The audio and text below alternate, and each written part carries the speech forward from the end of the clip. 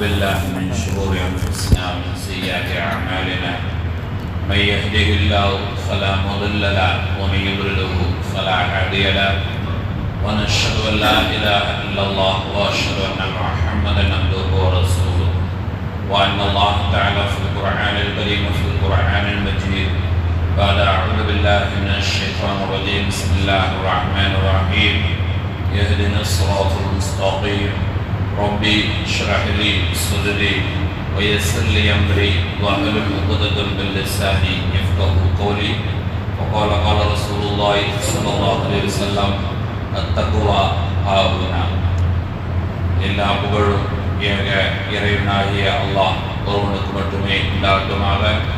யாரை படைக்கவில்லை என்று சொன்னாலே உலகத்தை படைத்திருக்க மாட்டானோ அப்படிப்பட்ட நபிகள் நாயகம் ரசூலுல்லாஹி கரீம் ஸல்லல்லாஹு அலைஹி வஸல்லம் அன்னாரின் மீதும் அன்னாருடைய குடும்பத்தார்கள் இன்று வரைக்கும் வாழ்ந்திருக்கக்கூடிய இஸ்லாமிய சகோதர சகோதரிகள் அனைவர்களின் மீதும் இறைவனின் சாந்தியும் சமாதானமும் என்றென்றும் நிகரில்லாமல் உண்டாகட்டுமாக.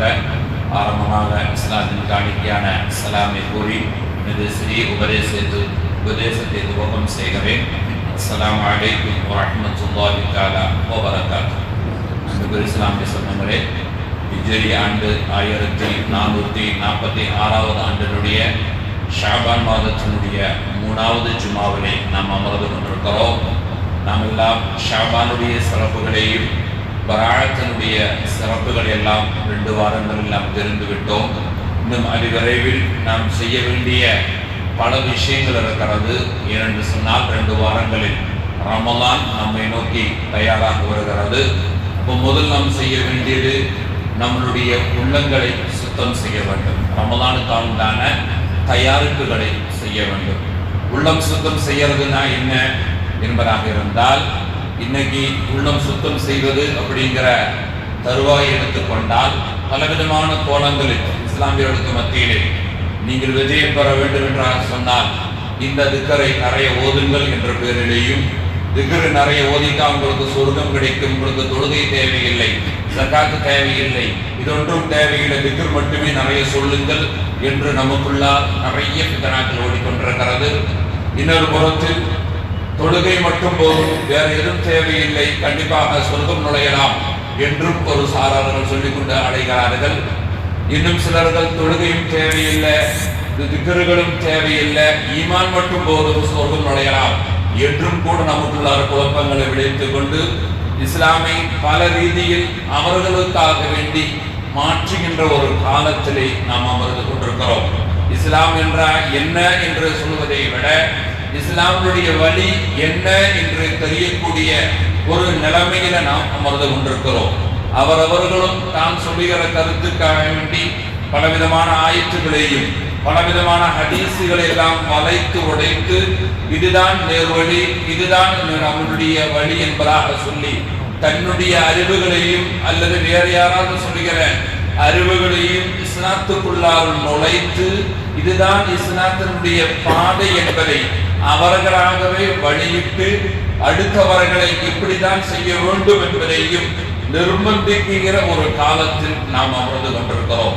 இந்த காலத்தை பற்றி என்னமோ ரசூலுல்லாஹி ஸல்லல்லாஹு அலைஹி வஸல்லம் சொன்னதை போல பின்னாடி ஒரு காலம் வரும். அந்த காலத்திலே ஒட்டகம் எப்படி தன்னுடைய கயிறை இறுக்கமாக பின்னாடி இருப்போம் விடக்கூடாது என்பதற்காக வேண்டி மூக்கணாங்கயிறை இறுக்கமாக பிடித்துக் கொள்ளுமோ, அதே போல உங்கள் இஸ்லாமை நீங்கள் இறுக்கமாக பிடித்துக் கொள்ளுங்கள், இல்லை என்றால் நம்மளை விட்டு அந்த இஸ்லாம் அந்த ஈமான் நீங்கிவிடும் என்பதை ரசூலுல்லாஹி ஸல்லல்லாஹு அலைஹி வஸல்லம் அவர்கள் அன்றைக்கே சொல்லிவிட்டார்கள். அந்த ஒரு காலத்தில் தான் நாம் அமர்ந்து கொண்டிருக்கிறோம் என்பதாக நினைக்கிற அளவுக்கு இன்னைக்கு ஈமானுடைய பேரிலேயும் இஸ்லாத்தினுடைய பேரிலேயும் அல்லது ஷரீஅத்தினுடைய பேரிலேயும் அல்லது வேறு விதமான பேர்களை எல்லாம் நம்மளை வழி தவற வைக்கிற பல சமுதாயங்கள் நமக்கு நான் தோன்றியிருக்கிறார்கள். இதற்கு நடுவில் நாம் சொல்லுகிறது என்பதனால் வருகிற ரமலானை சரியான முறையில் நாம் உபயோகப்படுத்த வேண்டும். அது எப்படி சரியான முறையில் நாம் உபயோகப்படுத்துவது என்பதாக இருந்தால், இமாமுகள் நமக்கு இதுக்காக வேண்டி பலவிதமான வழிகளை வகுத்து தந்திருக்கிறார்கள். இமாமுகள் என்பதாக இருந்தால் மதுஹபை சார்ந்திருக்கிற இமாமுகள், எது சரி எது தவறு என்பதை நமக்கு சரியான ஆதாரங்களை கொண்டும் சரியான ஆயத்துக்களை சொல்லியும் சரியான ஹதீசுகளையும் சொல்லியும் ஆராய்ந்து இதுதான் சரியான வழி என்பதை அவர்கள் தந்திருக்கிறார்கள். அந்த வழியிலே பின்பற்றினால் எந்த விதமான தவறுகளும் இருக்க முடியாது. ஏன்னா ரசூலுல்லாஹி ஸல்லல்லாஹு அலைஹி வஸல்லம் அது மட்டும் சொல்லல, வேறொரு கருத்தையும் சொல்லித்தருக்கிறார்கள். தஜ்ஜாலூனல் கதாபூன, பொய் சொல்லக்கூடிய நிறைய தஜ்ஜாலுகள் வருகிற காலம் ஒன்று உங்களிடம் இருக்கிறது என்பதையும் ரசூலுல்லாஹி ஸல்லல்லாஹு அலைஹி வஸல்லம் அவர்கள் உணர்த்திருக்கிறார்கள். இஸ்லாத்தினுடைய பேர்களை பொய்ல இந்த அளவு என்பதில்லை, நாம் நினைக்காத அளவுக்கெல்லாம் பொய் சொல்வார்கள். எந்த அளவுக்கு அப்படின்னா உங்களுடைய முன்னோர்கள் கேட்காத பலவிதமான ஹதீசுகளை எல்லாம் உங்களுக்கு நவின்று தருவார்கள். இதெல்லாம் நாங்கள் முன்னோர்கள் சொல்லி கேட்டுட்டு இல்லையே என்று சொல்லுகிற பொழுது இதுக்கெல்லாம் ஹதீஸ் இருக்கிறது, இதுக்கெல்லாம் ஆதாரம் இருக்கிறது என்பதாக நம்மளை வழி தவற வைக்கிற பலவிதமான சமுதாயத்துக்கு நடுவில் நாம் வாழ்கிற ஒரு காலம் என்பதனால் யாருடைய பேச்சுக்கும் இடப்படாமல் நம்முடைய இமாம்கள் மதுஹபை சார்ந்தவர்கள் அவர்கள் என்ன சொல்லித் தருகிறார்களோ அதை மட்டுமே பின்பற்ற கூடி என் நல்ல முக்திகளாக நம் அனைவர்களும் அல்லாஹ் தஆலா ஆக்கல் புரிவானாக. அந்த வழிதான் நேர்வழி என்பதில் எந்த விதமான சந்தேகமும் இல்லை. இமாம்களுடைய வழிகள் தான் நமக்கு நேர்வழியான தக்குவாவை தரும். தக்குவா அப்படிங்கிறதான் மிக முக்கியமான ஒரு விஷயம்.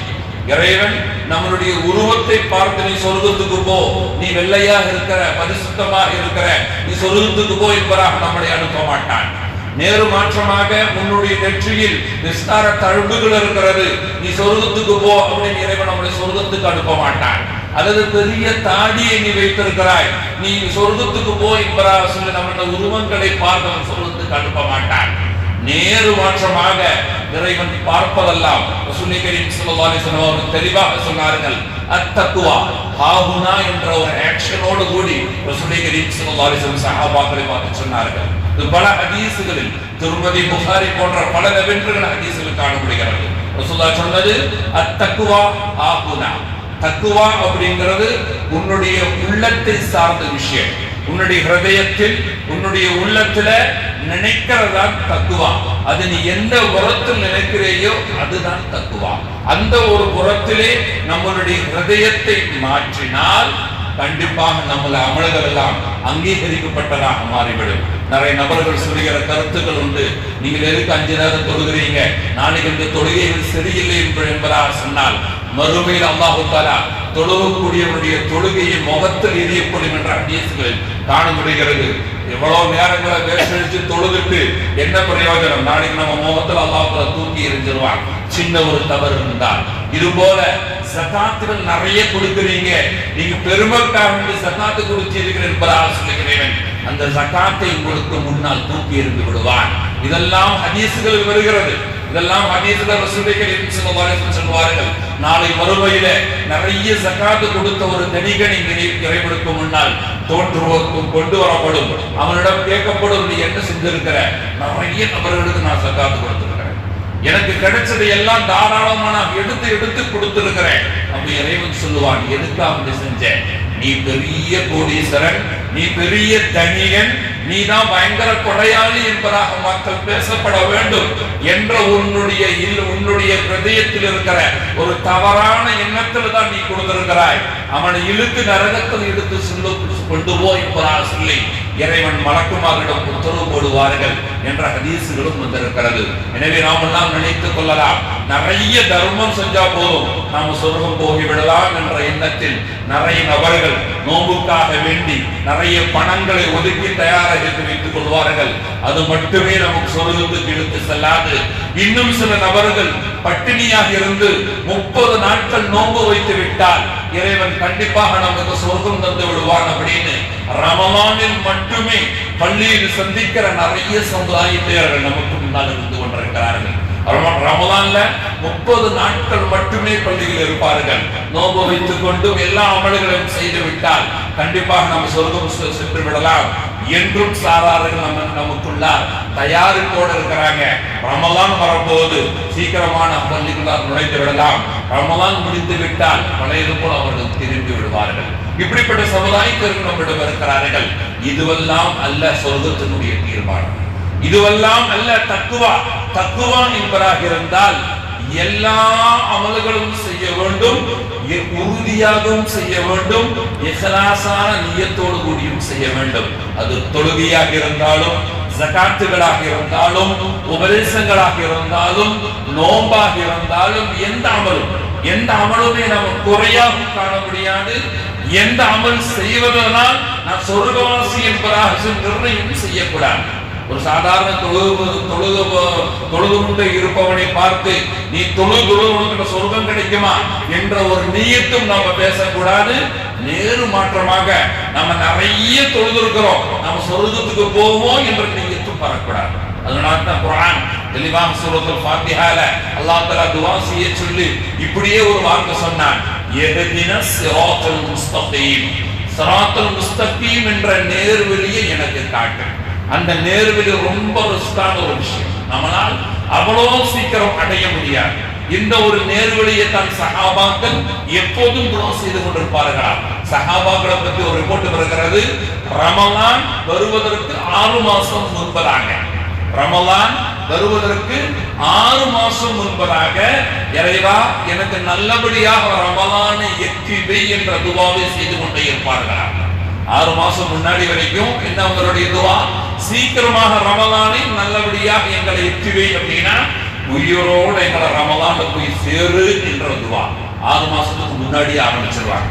உயிரோட எங்களை ரமலான்ல கொண்டு சேர்த்துரு என்ற துஆவை செய்து கொண்டே இருப்பார்களாம். அதே ரமலான் முடிந்தால் அவருடைய துஆ எப்படி இருக்குமாம், இறைவா ரமலானில் செய்த அமல்களை நீ அங்கீகரி அப்படின்னு 6 மாசம் துஆ செஞ்சு கொண்டிருப்பாங்களாம். ஒரு நாள் 2 நாள் துஆ செஞ்சு விடுறது அல்ல. ரமலான் மட்டும் நம்ம நோன்பு வச்சு அவ்வளவுதான், நம்ம தொழுகை முடிஞ்சாச்சு, நம்ம நோன்பு முடிஞ்சாச்சு, நம்ம அமல் முடிஞ்சாச்சு, நம்ம சொர்க்கவாசியாச்சு, நம்ம வெளியே போறது அல்ல. ரமலான் முடிந்தும் 6 மாசம் சஹாபாக்களுடைய துஆ இப்படி இருக்குமா, இறைவா ரமலானுடைய அமலை நீ அங்கீகரிப்பாயாக. இப்படிதான் அவர்களுடைய 12 மாசங்கள் போகும் அப்படிங்கிற சஹாபாக்கள் பற்றி ரிப்போர்ட்டுகள் சொல்லப்படுகிறது. இதுதான் தக்குவாவும் இதுதான் அமலும் இருக்க வேண்டும். செய்த அமலினால் நான் சொர்க்கவாசி, எனக்கு எல்லாம் தெரிஞ்சிருச்சு அப்படின்னு சில ஹதீசுகளை எடுத்து வைத்துக் கொண்டு என்னை மீறிய ஒருத்தருக்கு உலகத்தில் இல்லை என்ற ஒரு தவறான சிந்தனைகள் கண்டிப்பாக நம் உள்ளத்தில் வரவே கூடாது. அப்படி வந்து விட்டால் நம்மிடம் தக்குவா இல்லாமல் ஆகிறது. தக்குவா இறையச்சம் தான் மிக முக்கியமான ஒரு கட்டம். இறையச்சம் இல்லாத தொழுகையாக இருந்தாலும், தக்குவா இல்லாத தொழுகையாக இருந்தாலும், இறையச்சம் இல்லாத ஜகாத்தாக இருந்தாலும், இறையச்சம் இல்லாத நோம்பாக இருந்தாலும் கண்டிப்பாக ஏற்றுக்கொள்ளவே படாது. ஏன்னா நீங்க நோம்பை எடுத்தாலும் சரி, தொழுகை எடுத்தாலும் சரி, ஜகாத்தை எடுத்தாலும் சரி, இறைவனாக இருந்தாலும், ரசூலுல்லாஹி ஸல்லல்லாஹு அலைஹி வஸல்லம் ஹதீஸிலே சொல்வதாக இருந்தாலும் தெளிவாக சொல்லுவாங்க, மன் சாம ரமலான ஈமானன் வ இஹ்திசாபன் என்ற வார்த்தை ரமலானில் ஒரு நோம்பிலையும் வரும். அதே தொழுகை போல வகாமத்து ஸலாத்த வ ஆத்து ஸகாத்த, அதை தொடர்ந்து தக்வாவோட செய்யுங்க என்ற தொழுகையிலும் வரும். தொழுகை எடுத்தாலும் சரி, நோம்புல எடுத்தாலும் சரி, ஈமானன் வ இஹ்திசாபன், நல்ல ஈமானோடு கூடியும் நல்ல நியத்தோடு கூடியும் நோன்பு வைப்பவர்கள். இதுதான் தொழுகையாக இருந்தாலும் எல்லா இபாதத்திலும் இந்த நல்ல ஈமான் நல்ல தக்குவா அப்படின்னா தக்குவா தான் அவளுடைய மூலதனம். அது தொழுகையாக இருந்தாலும், அது திக்ருகளாக இருந்தாலும், அது நோம்பாக இருந்தாலும், எந்த அமல் இருந்தாலும் தக்குவா இல்லாத, இறைவனுடைய பயம் இல்லாத எந்த அமலுமே அங்கீகரிக்கப்படாது. அது சின்ன அமலாக இருந்தாலும் பரவாயில்ல, கோடிக்கணக்கில் அமல்களை எடுத்து வைத்தாலும் பரவாயில்ல, அது கண்டிப்பாக அங்கீகரிக்க முடியாது. எனவே நம்மளுடைய அமல்களை தத்துவமாக கொண்டு வர வேண்டிய நேரம் நம்மிடம் நெருங்கி இருக்கிறது. அடுத்த ரமலான் வரப்போகிறது. ரமலானுக்கு முன்பதாக நம்மளுடைய அமல்களை பரிசோதிக்க வேண்டும்.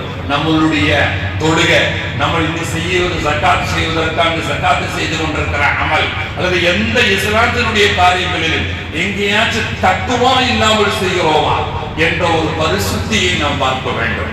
தக்குவாவோடு எல்லா அமலும் செய்து கொள்ளுங்கள், கண்டிப்பாக நாம் அங்கீகரிக்கப்படும். அது சின்ன ஒரு 2 ரக்காத்தாக இருந்தாலும் சரி, அல்லது 1000 ரக்காத்துகளாக இருந்தாலும் சரி, அது நோம்பாக இருந்தாலும், தொழுகையாக இருந்தாலும், ஜகாத்தாக இருந்தாலும், எதுவாக இருந்தாலும் தத்துவ இல்லாத அமல்கள் அங்கீகரிக்கப்படாது. அது நீ எவ்வளவுதான் கோடான கோடி உருண்டு தொழுதாலும் பரவாயில்ல, அது எவ்வளவுதான் பரிசுத்தமாக தொழுதாலும் பரவாயில்ல, தக்குவா இல்லாத ஈமான் அங்கீகரிக்கவே முடியாது. ஆனால் ரசூலுல்லாஹி கரீம் ஸல்லல்லாஹு அலைஹி வஸல்லம் சொல்லி தருகிறார்கள், அத்தக்குவா ஆகுனா, தக்குவா என்பது உள்ளத்தை பொறுத்துதான் இருக்கிறது அப்படின்னு. அப்ப இந்த தக்குவா அந்த உள்ளத்தை உருவாக்குவதற்கு என்ன செய்யறது? நம்மளுடைய ஹிருதயங்களை தக்குவா உள்ள ஹிருதயமாக மாற்றணும். அதுக்கு நம்ம என்ன செய்யணும்? அதையும் ரசூலுல்லாஹி கரீம் ஸல்லல்லாஹு அலைஹி வஸல்லம் சொல்லி தருகிறார்கள், தவாஉல் கல்பி ஹம்ஸா, உள்ளத்தை நீ பரிசுத்தப்படுத்த வேண்டும் என்பதாக இருந்தால் நல்ல மருந்து உள்ளத்துக்கு கொடுக்கணும். ஹிருதயத்துக்கு நீ நல்ல மருந்து கொடுத்தாதான் உன்னுடைய ஹிருதயம் சரியாகும். நல்ல மருந்து என்பதாக இருந்தால் நமக்கு ஜலதோஷம், காய்ச்சல், இப்படி தலைவலி, இது போல ஏதாச்சும் ஒரு நோய் வந்துருச்சு அப்படின்னா சீக்கிரமாக நாம போறது எந்த டாக்டர் நல்ல டாக்டர், எங்க டாக்டர்கிட்ட போய் மருந்து சாப்பிட்டா சீக்கிரம் மாறுமோ அந்த டாக்டர்கிட்ட போய் நல்ல சீக்கிரமா போய் சந்திச்சு மருந்துகளை சாப்பிடுவோம். அது நமக்காக இருந்தால், நம்முடைய குழந்தைகளுக்காக இருந்தாலும். இது போலதான் இஸ்லாமும். இஸ்லாத்தினுடைய விஷயம் வருகிற பொழுதும் எந்த மருந்தை சாப்பிட்டால் இஸ்லாத்தினுடைய அமல்கள் அங்கீகரிக்கப்படுமோ அந்த அமலை தேடி போக வேண்டும். ஒரு ஹதீஸ் வருகிறது, ஒரு சரித்திரம் வருகிறது. ரசூலுல்லாஹி கரீம் ஸல்லல்லாஹு அலைஹி வஸல்லம் அவர்கள் ஒரு நாள் ஃபஜ்ர் தொழுகைக்கு கொஞ்சம் லேட்டாக வராங்க. ஃபஜ்ருடைய தொழுகைக்கு சஹாபாக்களுடைய பழக்கம் ஒன்று இருக்கிறது. ரசூலுல்லாஹ் எப்ப வர்றாங்களோ அப்பதான் அவங்களுக்கு தொழுகையினுடைய நேரம். அது ஃபஜ்ர் நேரமா இருந்தாலும் பரவாயில்ல, லுஹர் நேரமா இருந்தாலும் பரவாயில்ல, அஸ்ர் எந்த தொழுகையாக இருந்தாலும் ரசூலுல்லாஹ் வீட்ல இருந்து எப்ப கிளம்பி வர்றாங்களோ அப்பதான் தொழுவாங்க. ஹதீஸ்களில் சில ஹதீஸ்களில் இப்படி வருகிறது, ரசூலுல்லாஹ் இஷா தொழுகைக்கு சில நேரம் 3வது இரவுல வருவாங்க. அது வரைக்கும் சஹாபாக்கள் வெயிட் பண்ணிட்டே இருப்பாங்க, ரசூலுல்லாஹ் வரட்டும் அப்பதான் தொழுது. 1 மணி ஆனாலும் பரவாயில்ல, 2 மணி ஆனாலும் பரவாயில்ல, அல்லது 4 மணி ஆனாலும் பரவாயில்ல, அவங்க வெயிட் பண்ணிட்டு இருப்பாங்க. ரசூலுல்லாஹ் எப்ப வர்றாங்களோ அப்பதான் இமாமத்து, அப்பதான் தொழுகைகள். நம்முடைய காலம் மாதிரி அல்ல. நம்முடைய காலத்துல இமாம் கொஞ்சம் லேட்டா வந்தாலும் அவருடைய காலம் போச்சு. அந்த காலம் அல்ல, இது ரசூலுல்லாஹ்வுடைய காலம் நேர் மாற்றம். ரசூலுல்லாஹ் எப்ப வர்றாங்களோ அப்பதான் தொழுகை. அதனால ஒரு நாள் அவங்க ஃபஜ்ர் தொழுகைக்காக சஹாபாக்கள் வெயிட் பண்ணிட்டு இருக்கிறாங்க. ரசூலுல்லாஹ் வரவே இல்லை. எந்த அளவுக்கு தாமதம் ஆச்சு அப்படின்னா இன்னும் சற்று நேரத்தில் சூரியன் உதயமாகிவிடும். சூரியன் உதயமாகிட்ட ஃபஜ்ர் கலாம் ஆயிருச்சு. அந்த நேரம் நெருங்கிருச்சு, பக்கத்தில் வருகிறது. சஹாபாக்கள் பேர் ரசூலுல்லாஹ் எழுப்பவும் மாட்டாங்க. எல்லாரும் பாங்கு கொடுத்த உடனே ஒரு தட்டு வருகிற நாயகமே தொழுகைக்கு நேரம் ஆயிடுச்சு வந்து உட்கார்ந்துருவாங்க. அதுக்கு அவ்வளவுதான் உங்களுக்கு பர்மிஷன். இதுக்கு மேல பிலால் ஒன்றும் சொல்ல மாட்டாங்க.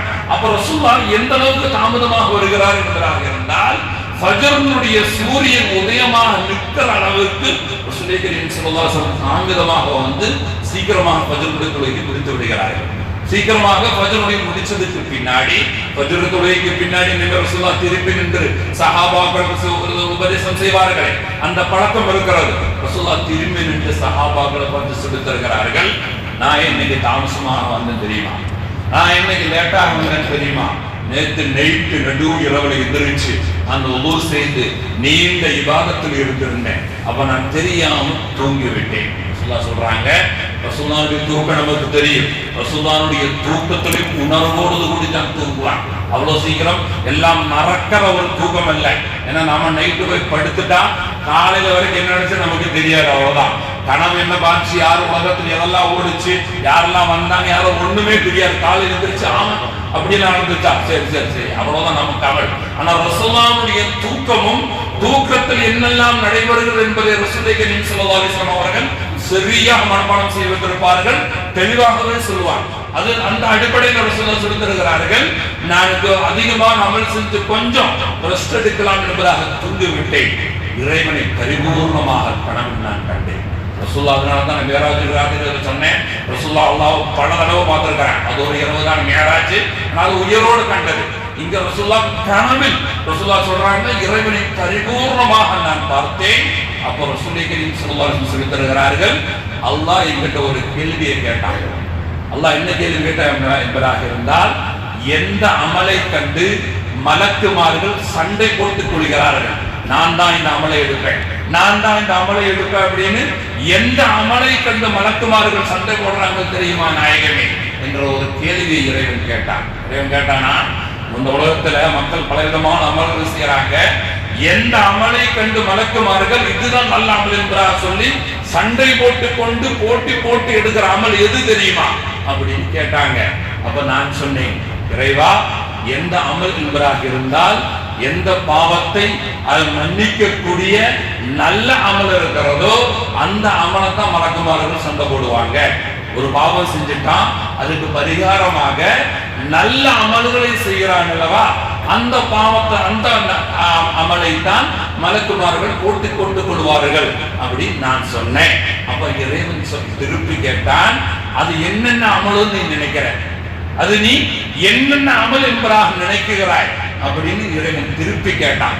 அப்ப நான் சொன்னேன், ஒரு தொழுகை முடிஞ்சு இன்னொரு தொழுகைக்காக வேண்டி வெயிட் பண்ணிட்டு இருக்கிறானே அந்த அமல்கள் அங்கேயே சண்டை போட்டுக் கொள்வான்.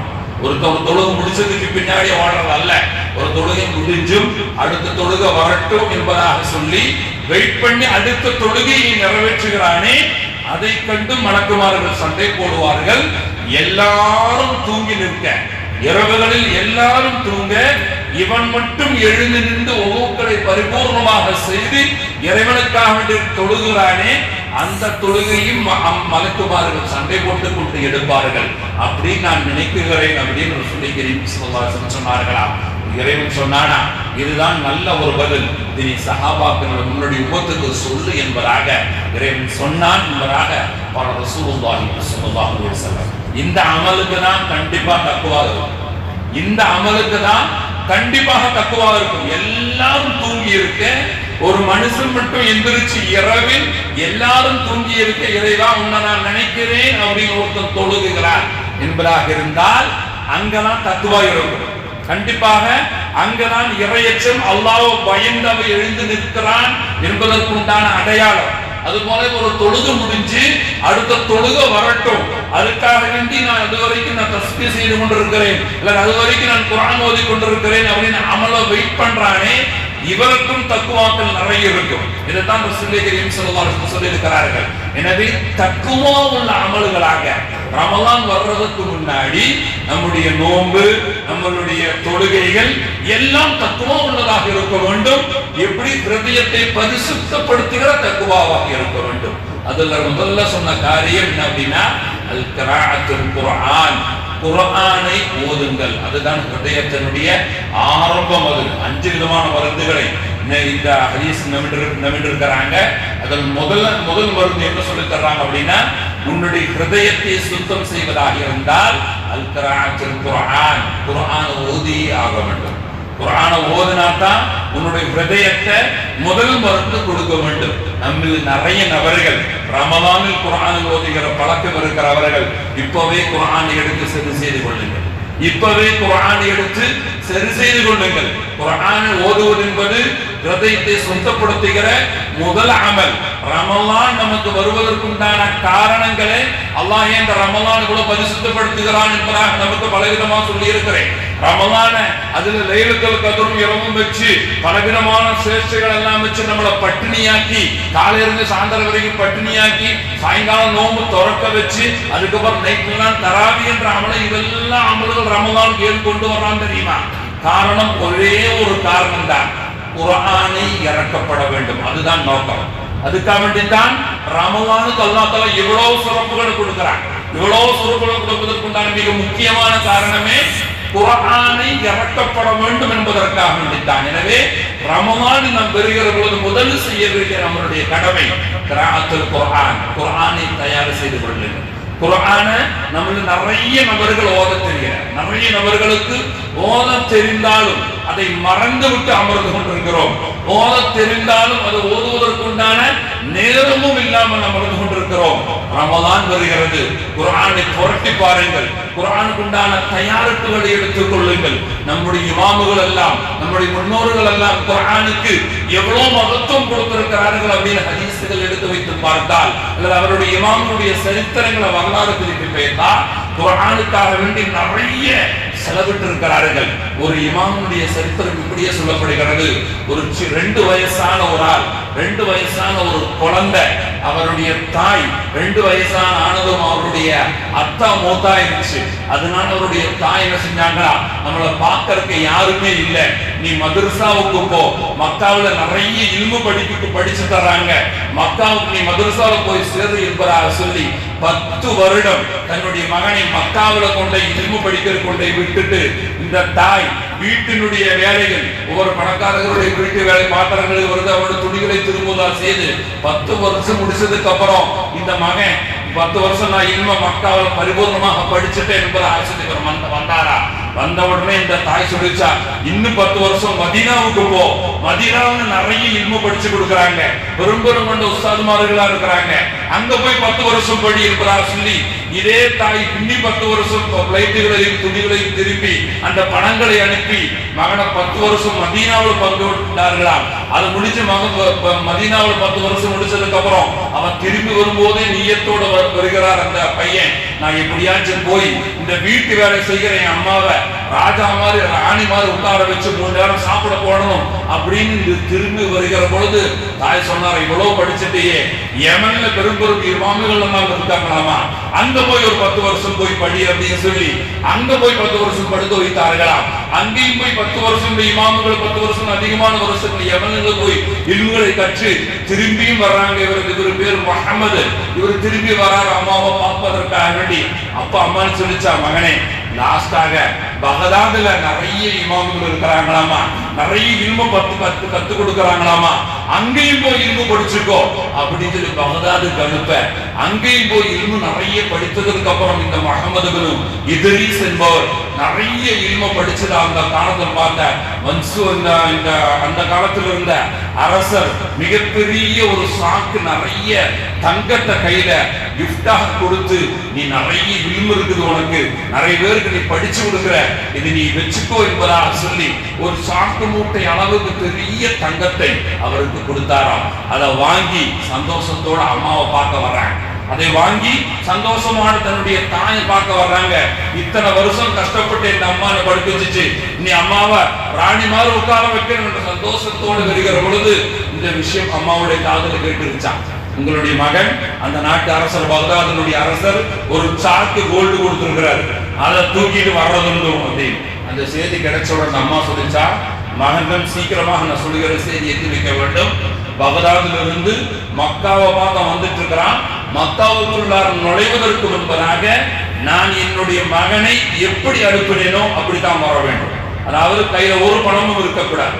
மக்காவுக்குள்ளார் நுழைவதற்கு முன்பதாக அந்த பணத்தை முழுமையாக அவன் தர்மம் செய்துவிட்டு நான் எப்படி ஒண்ணுமில்லாத மகனாக நான் அவளை அனுப்பினேனோ அது போல அவன் திரும்ப வர வேண்டும் என்று அந்த அம்மா சொல்லிச்சான். அந்த அம்மாவுடைய தேக்கமும் இந்த மகனுடைய ஓட்டமும் மிகப்பெரிய ஒரு இமாமாக அந்த முஹம்மது பின் இத்ரீஸ் இன்னைக்கு உலகத்தில் இருக்கிற பகுதி நபர்கள் ஒரு 20% நபர்களும் அந்த முஹம்மது பின் இத்ரீஸினுடைய மதுஹபை பின்பற்றி வாழ்ந்து கொண்டிருக்கிறார். அவர்தான் இமாமுனா ஷாஃபி ரலியல்லாஹு தஆலா. ஷாஃபி மதுஹபினுடைய இமாமுடைய சரித்திரம் எழுதப்படுகிறது. அவரு தன்னுடைய வாழ்க்கையில எப்ப பார்த்தாலும் இல்மாவை தேடிக்கொண்டிருக்கிறார். அவருடைய சரித்திரம் எழுதப்படுகிறதா, அசருக்கு பின்னாடி அவர் குர்ஆன் ஓதுவாராம், மக்ரிபுக்குள்ளார குர்ஆன் முடிச்சிருவார். ஒரு நாளைக்கு ஒரு சட்டம். அசர்ல குர்ஆன் ஓத ஆரம்பிச்சு மக்ரிபுக்குள்ளார குர்ஆனை முழுமையாக முடிச்சுடுவாராம். இதை கேட்டு நிறைய நபர்கள் கேட்டாங்க, எப்படி சாத்தியமாகும்? அசர் டு மக்ரிப் அப்படிங்கிறது ஒரு சுருங்கின நேரம், இந்த நேரத்தில் நீங்க எப்படி குர்ஆன் முடிப்பீங்க? வாங்க எனக்கு முன்னாடி வந்து உட்காருங்க அப்படின்னு ஷாஃபி ரஹ்மத்துல்லாஹி அலைஹி எல்லாரையும் கூப்பிட்டு சபையில உட்கார்ந்து அசருக்கு குர்ஆன் ஓத ஆரம்பித்தார்களாம். மக்ரிபினுடைய பாங்கு கொடுக்கிற பொழுது குர்ஆனுடைய சத்தமுக்கு வந்து விட்டார்களாம். இது இமாம்களுடைய பழக்கம். ஒரு நாளைக்கு நாம் சொல்லித்தருகிறேன், நமக்கு 30 நாட்கள் நேரம் கிடைத்தும் கூட ஒவ்வொரு இரவும் வேற எந்த வேலையும் இல்லை, பற்றி சாப்பிட்ற வேலையை குடிக்கிற வேலையை ஒன்றும் இல்லாமல் இருந்தும் கூட 30 நாட்கள் ரமலான் கிடைக்கும். ஒரு குர்ஆனுடைய ஒரு பேஜுகளும் கூட ஓத முடியாத, ஒரு பேஜுகள் போய் ஒரு ஆயத்து கூட ஓதுவதற்கு நமக்கு நேரம் இல்லாத கைசேதம் உள்ளவர்களாக நாம் அமர்ந்து கொண்டிருக்கிறோம். இப்ப சொல்லுங்கள், தக்குவா நமக்கு இருக்கிறதா, இமாமுகளுக்கு இருக்கிறதா? இந்த இமாம்களுடைய வார்த்தையா நாம் தள்ளப்பட வேண்டும். இந்த இமாமுகளுடைய வார்த்தையை கண்டிப்பாக அங்கீகரித்தே ஆக வேண்டும். இந்த இமாமுகளை மீறிய ஒரு தக்குவா இந்த உலகத்தில் வேற யாருக்கும் இருக்க முடியாது. அந்த அளவுக்கு தக்வா உள்ள இமாம்களுடைய மதுஹபுகளை சரியான முறையில் நீங்கள் பின்பற்றினால் கண்டிப்பா உங்களுக்கு தக்வா உண்டாகும். தக்குவா உண்டாக வேண்டும் என்பதாக இருந்தால் அது தொழுகையாக இருக்கட்டும், அல்லது நோம்பாக இருக்கட்டும், அல்லது நம்மளுடைய வாழ்க்கையில் வரக்கூடிய வேற எந்த இபாதத்துகளாக இருக்கட்டும், எந்த அமல்களாக இருக்கட்டும், நாம் பின்பற்றுகிற இமாமுகள், அது இமாம் ஷாஃபியாக இருக்கட்டும், அல்லது இமாம் ஹம்பலியாக இருக்கட்டும், அல்லது இமாம் மாலிக்கியாக இருக்கட்டும், அல்லது இமாம் அபூ ஹனீஃபா கூஃபி ரஹ்மத்துல்லாஹி அலைஹி அவர்கள் நம்முடைய மதுஹபை சார்ந்த இமாமுகளாக இருக்கட்டும், அந்த மதுஹபுக்குள்ளார இருந்து கொண்டே அமல்களை செய்யுங்கள். கண்டிப்பாக அந்த அமல்கள் அங்கீகரிக்கப்படும். ஏன்னா அந்த மதுஹபை உருவாக்கியவர்கள் தக்குவா உள்ள மதுஹபுகளாக உருவாக்கி இருக்கிறார்கள். இன்றைய காலத்துல மதுஹபுகள் தேவையில்லை என்றும் அந்த காலத்தினுடைய புராணங்கள் என்பதாக சொல்லி மதுஹபனுடைய எல்லா அமல்களையும் தட்டுகிறார்கள். இவர்கள் எல்லாம் நம்ம காணும் போது மட்டும்தான் முசல்லி, காணுகிற போது மட்டும்தான் இவர்கள் தொழுது கொண்டும் நமக்கு முன்னாலும் இஸ்லாமிய வேஷங்களும் உஸ்தாதுமார்களுடைய வேஷங்களை கொண்டு நம்மளுடைய வழி தவற வைப்பதற்கு இன்றைக்கு சகஜமாக இருக்கிறோம். ஒன்றும் செய்ய வேண்டாம். நம்முடைய கஷ்டப்பட்டு இத்தனை வருஷம் நம்ம தொழுது கொண்டிருப்போம். நம்ம மஹல்லாவுக்குள்ளாரையோ அல்லது நம்மளுடைய ஊருக்குள்ளாரே ஒருத்தர் வருவார், திடீர்னு வெள்ளை கலர் வஸ்திரமும் ஒரு வெள்ளை கலர் தலப்பாவும் போட்டு விட்டு அவர் ஏதாச்சும் ஒரு கருத்துக்களை சொன்னால் நம் சமுதாயம் நம்முடைய இமாமுகளையும் நம்முடைய மதுஹபுகளையும் மறந்து அவர் சொல்லுகிற கருத்தை பின்பற்றுகிற ஆட்டு மந்தைகளாக இன்னைக்கு நாம் மாறிக்கொண்டிருக்கிறோம். நவுதுபில்லாஹ், அல்லாஹ் நம்முடைய பாதுகாத்துக் கொள்ளட்டும். இத்தனை வருஷமும் நம்மளை நேர்வழியில் கொண்டு வருவதற்காக வேண்டியும் நம்முடைய இமாம்களுடைய சட்டங்களை பின்பற்றுகின்ற இமாம்களுக்கு எதிராக ஒருத்தர் அந்த இடத்தில் தூண்டி அது எந்த புறத்திலாக இருந்தாலும் நமக்கு எதிராக சொன்னால் அதுதான் உண்மையாக இருக்குமோ என்று நம்முடைய ஈமானை தொலைத்து அவர்களை பின்பற்றுகிற ஒரு கூட்டமாக நாம் அமர்ந்து கொண்டிருக்கிறோம். அந்த ஒரு கூட்டம் நமக்கு தேவையில்லை. இமாமுகள் மதுஹபுகள் எழுதப்பட்டிருக்கிற சட்டங்களை பின்பற்றி தக்குவா உள்ள கூட்டங்களாக மாறுங்கள்.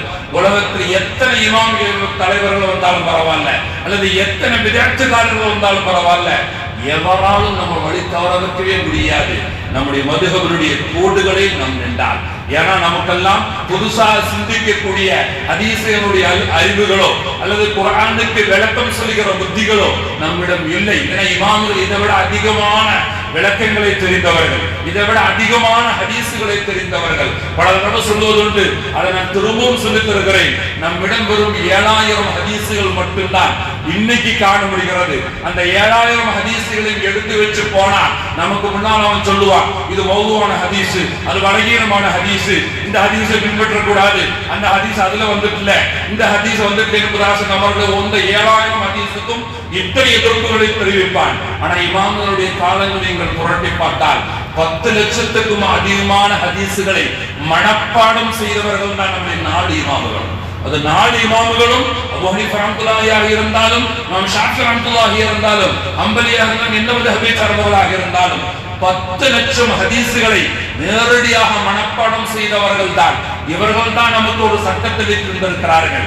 எனவே ஷரியத் சட்டங்கள் மதுஹபுக்குள்ளார் இருந்தால் கண்டிப்பாக நமக்கு தத்துவாக்கள் இருக்கும். அது தொழுகையினுடைய முறை, அல்லது குர்ஆன் ஓதுனுடைய முறை, அல்லது நோம்பினுடைய முறை. ஏன்னா நோம்பு உள்ள நுழைந்தாலே அசல் ஷைத்தானை அல்லாஹ் பூட்டி விடுவான். அது வேற விஷயம். இதெல்லாம் எப்படி சொல்லித்தார அப்படின்னா, அசல் ஷைத்தானை அல்லாஹ் பூட்டி விடுவான். அவனுடைய சீடர்கள் இருக்கிறாங்கள, அவனுடைய சிஷ்யம் வைத்தவர்கள் நிறைய நபர் நமக்குள்ள செஞ்சு கொண்டிருக்கிறாங்க. அது நிறைய நமக்கு பின்னாடி தோன்றும். நமக்கு பின்னாடி நோம்பு அசல் பெரியவர் கட்டி போட்டாச்சு, அதுக்கு பின்னாடி சீடர்கள் நிறைய வரும். நோம்பு ஆரம்பிச்சு விட்டாலே இதுவரைக்கும் இல்லாத எல்லா பலா முசீபத்துகளும் உள்ளக்குள்ளாக, இதுவரைக்கும் பள்ளிக்கு வராத நபர்கள் எல்லாம் பலவிதமான ஃபித்னாக்களை கொண்டும், பலவிதமான அமல்களை கொண்டும் எல்லாம், பலவிதமான புதுசான ஷரியத்தை கொண்டு எல்லாம் நமக்குள்ளார் கொண்டு வருவார்கள். எத்தனை ஃபித்னாக்கள் வந்தாலும் நம்ம மதுஹபுக்குள்ளாரே நின்றால் கண்டிப்பா நம்மளை யாரும் நம்முடைய அமலை விட்டு தவறு செய்ய முடியவே முடியாது. அப்படி தவறு செய்யாமல் எல்லா அமல்களும் மதுஹபுக்குள்ளார இருந்து அமல் செய்யக்கூடிய நல்பாகியத்தை நாம் அனைவருக்கும் அல்லாஹ் தஆலா தந்தல் புரிவானாக.